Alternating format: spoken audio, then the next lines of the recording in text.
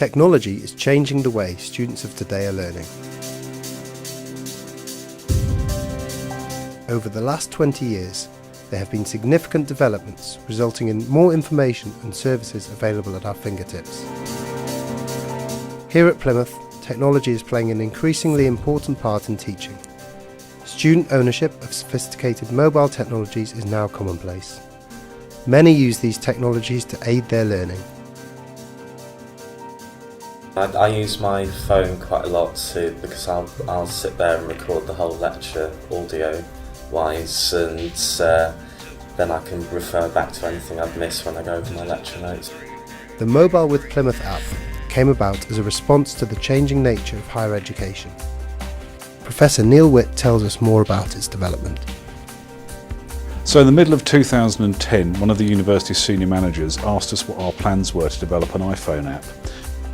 The first thing we really needed to do was to find out how many of our students had an iPhone.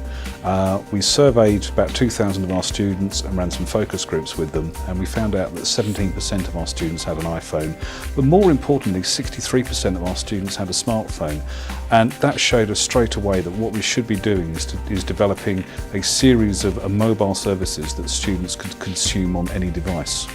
So as part of our ongoing dialogue with students and getting feedback from them, we've been able to evidence their frustration with logging in multiple times to different university systems.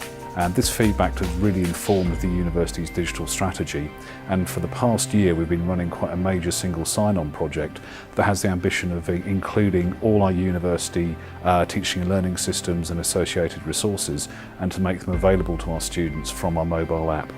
One of our lecturers, he uses his iPad and he'll do the presentation through that, and as he's going through it he'll do the sound recording with it and he'll annotate it on his iPad and things like that. The benefit of this iPad recording though is that he puts it onto Moodle afterwards, so again it's then available to go back and look over. So the app gives the students direct access to our learning environment so they can see all their course content, and if they want to they can download it to their own device. In addition to the content, they also can receive any alerts that the programme team have sent, so they're always kept up to date with any changes to the module or the curriculum or any room changes. Personalised information such as timetables can prove extremely useful. It's really useful when you just need to quickly check what room you're going to.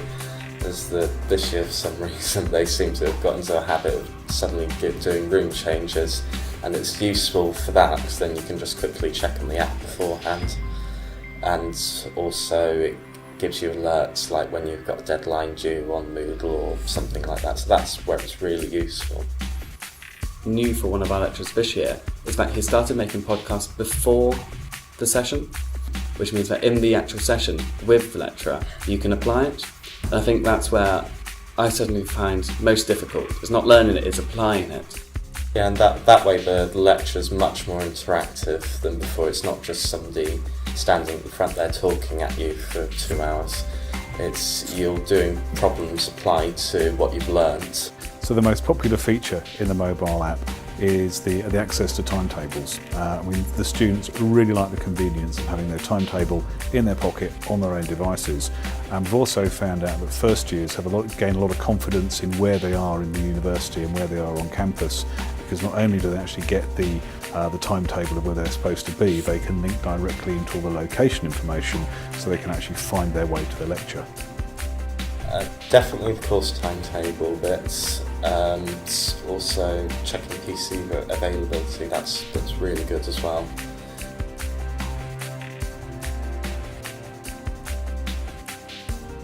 With the mobile app really becoming central to the way that a lot of our students are learning, as an institution we need to think about how we can make more information available to them. As we're seeing more and more programmes using online submission and online marking and online feedback, we want to make sure that the mobile app can be the place where the students can access all relevant data about their learning.